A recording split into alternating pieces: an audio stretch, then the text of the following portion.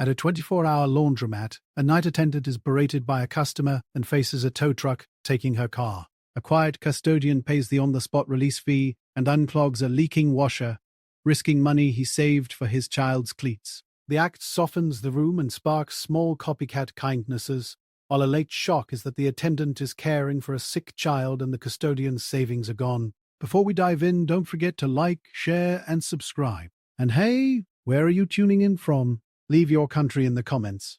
I love seeing how far these stories reach. It was almost midnight at the laundromat. The rain had washed the street clean, and the front glass still showed streaks like ghost ladders. Inside, the lights were bright and a little too white. The radio near the vending machine hissed out a song from 10 years ago. Dryers hummed with that steady, warm roar. The air smelled like lemon and pennies. The woman in the maroon apron moved like a quiet metronome. She pushed a grey cart, folded shirts nobody would claim, and rubber-banded single socks with a Sharpie note that said lonely. Her hair was in a tight bun. A small gold cross hung at her throat and clicked the plastic badge on her apron when she leaned. She wiped the lint trap like it was something fragile. I sat by the window in a blue hoodie with my socks in a mesh bag. I had a small backpack under my chair and a styrofoam cup of tea that tasted like paper. I watched my machine turn because there is something calm about water doing its job. I was killing time between cleaning shifts. My hands still smelled like pine cleaner. The man in the grey suit slapped the side of washer 12. It wasn't even a hard slap, more like a performance. He rolled his eyes at the ceiling and raised his voice toward the woman as if the ceiling worked for her too. "This washer ate 6 quarters, he said.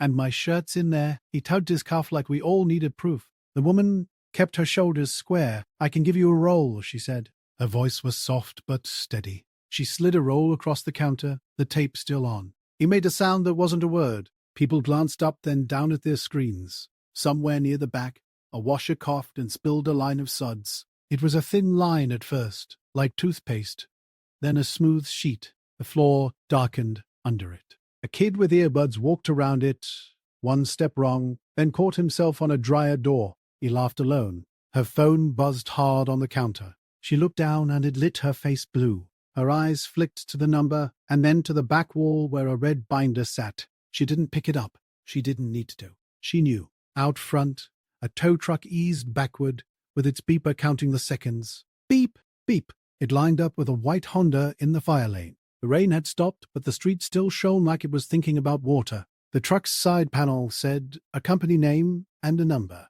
W.E. Tao, anything. The change machine clicked and then went dead. The light above the slot went out like it got embarrassed. People slapped their pockets and sighed. A teenager jiggled the button a few times like maybe it needed encouragement. The tow driver hooked the car with a dull clank. He wore a neon vest and a trucker cap, and he moved with that bored care of a person who has had every argument. The woman at the counter went to the door, pushed it open with her hip, and said something I couldn't hear over the dryers and the rain drip and the beeper. Her hand was small, on the edge of the door. I stood up before I thought about it. My socks weren't done. I stuck my phone in my pocket and left my tea. My shoes squeaked on the wet floor. I stepped around the soaplet like moonlight.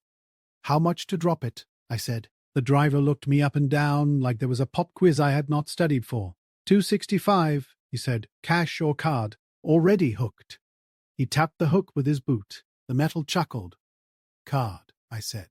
I pulled mine from my wallet and felt the thickness of it, which was not much. He had a little square reader on his phone. The white light on it blinked like a slow pulse. I could feel the woman behind me, waiting. The suit shifted near the washers, itching to be mad about something else. "You the owner?" the driver said. "Tonight I am," I said. My voice didn't sound like a joke.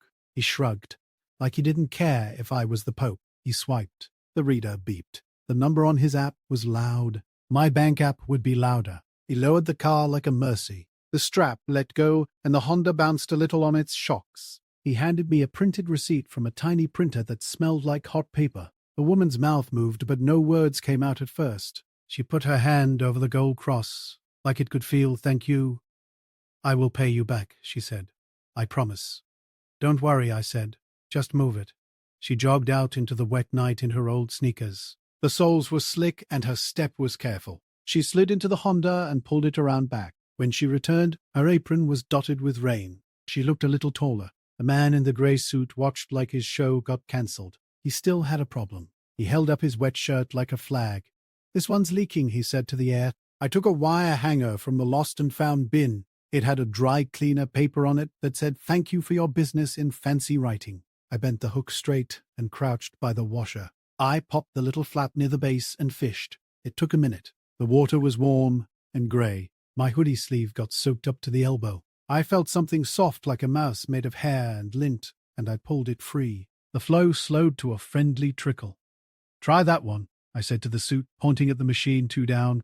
"This one needs to rest." He looked like he wanted to argue with physics, then didn't. He moved his clothes. I handed him 4 quarters. He took them and did not meet my eyes. The room changed in a way that you feel before you see. The radio caught a salsa song, and someone tapped a rhythm on a dryer door. The teenager at the change machine started helping a nurse in navy scrubs count out coins from a paper cup. The hum of the dryer sounded like breathing instead of a headache. The tow driver came back with a card. He slid it across the counter with 2 fingers.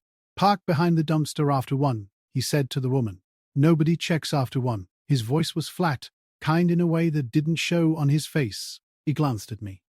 "You did the drop. That's on me," he said, as if he needed to call it something. Then he stepped back into the rain and the beeper went quiet. I went back to my chair. My shoes squished. My tea had cooled into a memory of tea. My socks made lazy laps in the washer window, like fat fish at a pond. Back in my backpack, an envelope labeled CLEDLED sat like a dare. I opened it and counted without moving my lips. It was empty now. The number 265 had pulled the money out like a magnet. I thought of my kid's team picture on the fridge. I thought of how he always kicked with the inside of his left foot, even when he meant to blast it. On her phone, a photo of a boy with an oxygen tube flashed and vanished. The woman had the screen cupped in her hands like a candle.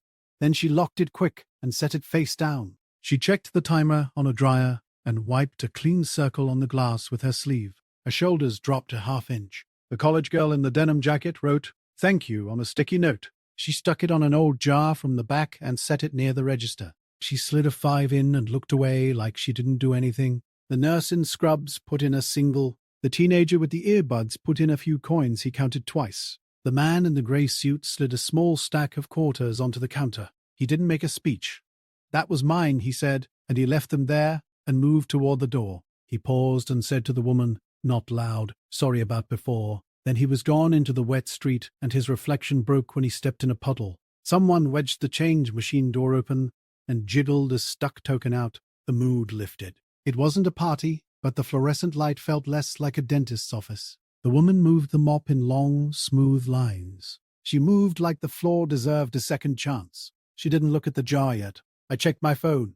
My ex had texted a photo of our son asleep on the couch with a trophy from practice balanced on his stomach. The group chat had jokes about how heavy that trophy must be. I typed, "Tell him I'll bring breakfast in the morning." She sent back a thumbs up and a plate emoji. A skinny kid in a black hoodie picked up a broom without being asked. He chased the line of foam like it was an animal he could herd. He tried a little tango with the mop and laughed when his shoes slid. The woman made a face that wasn't a smile and wasn't not one. The next afternoon, my phone buzzed with the team chat.